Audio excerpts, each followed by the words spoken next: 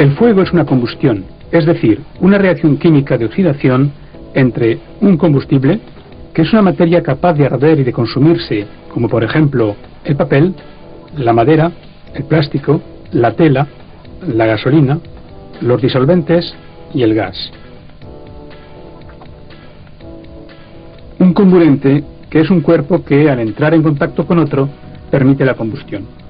Por ejemplo, el oxígeno, el aire y los peróxidos son gases comburentes. Esta reacción solo es posible en presencia de una fuente de energía producida por una fuente de calor, como una llama o una chispa, por ejemplo. Es lo que se denomina el triángulo del fuego, que establece los principios de lucha contra el mismo. Si falta uno de los tres elementos del triángulo del fuego, la combustión no puede producirse. Si el foco carece de combustible, si falta el aire, si el foco se enfría y la energía aportada por la fuente de calor disminuye, el fuego se apaga por sí solo.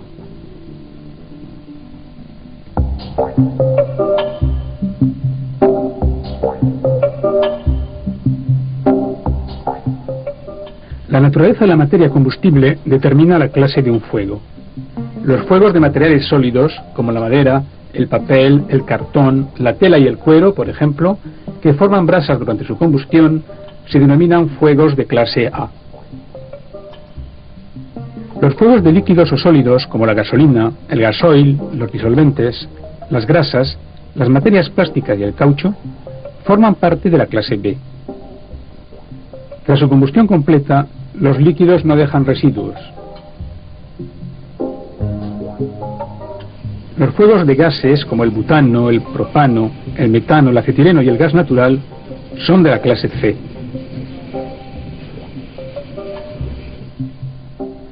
Los fuegos de metales, como el magnesio, el sodio, el aluminio, se denominan fuegos de clase D.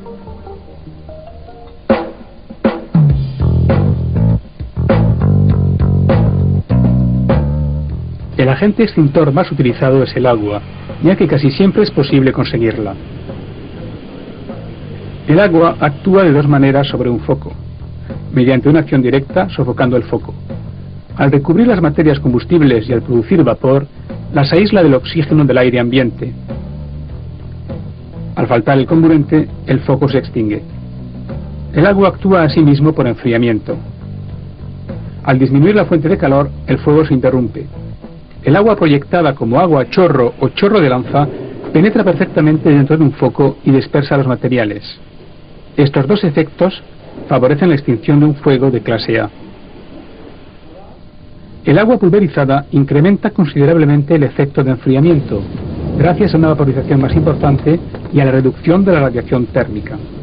Resulta eficaz sobre fuegos de clase A y, en determinadas circunstancias, sobre fuegos líquidos de clase B, al reducir la temperatura por debajo del punto de ignición. Añadir un producto humectante al agua le permite extenderse aún mejor por encima de los combustibles. Además de reducir la temperatura del foco, forma una pantalla entre el oxígeno del aire y los combustibles. El foco se extingue y el fuego se apaga. Este tipo de agua se utiliza en fuegos de clase A y de clase B. Algunos productos denominados emulsores, mezclados con agua en mangueras especiales, producen espuma que actúa por sofocación en el foco. Se utilizan en fuegos de clase A y B. Se desaconseja el agua a chorro sobre instalaciones eléctricas por motivos de electrización y deterioro del material. El empleo del agua como agente extintor está totalmente prohibido en algunas industrias, como en la metalurgia del aluminio, ya que las reacciones químicas con el producto pueden provocar simultáneamente proyecciones y explosiones del mismo.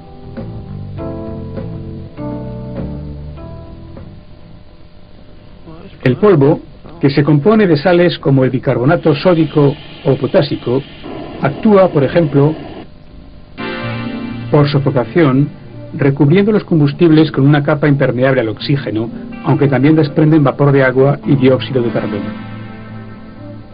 Actúa también por enfriamiento, ya que los gránulos de polvo absorben calor y reducen la temperatura del foco.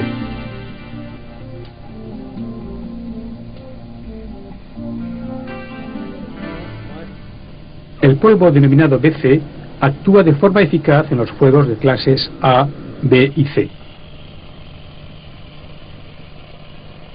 El polvo ABC, denominado polivalente, se utiliza con eficacia en los fuegos de las clases A, B y C. El dióxido de carbono o gas carbónico licuado produce a la temperatura ambiente una cantidad importante de gases. 1 kilo produce 560 litros, un tercio de los cuales se transforma en nieve carbónica, que provoca 3 efectos en el foco. Proyectado de forma violenta, provoca un efecto de soplo. Al cubrir la superficie del foco, actúa por sofocación. La nieve carbónica, que está a una temperatura muy baja, de alrededor de menos 80 grados, actúa por enfriamiento.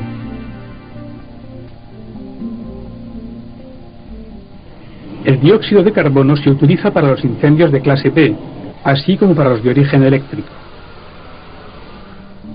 En un lugar cerrado, una sala informática, por ejemplo, la utilización de dióxido de carbono como agente extintor en saturación total presenta riesgos de asfixia grave y mortal. Otros gases de extinción, como Imergen, por ejemplo, que es una mezcla de gases inertes, permite la extinción de un incendio con, entre otras, las siguientes ventajas: ausencia de niebla en el momento de la emisión, un material expuesto no deteriorado. La arena seca actúa principalmente por sofocamiento. Es útil para combatir incendios de vertidos de hidrocarburos de clase B e incendios de metal en combustión de clase D.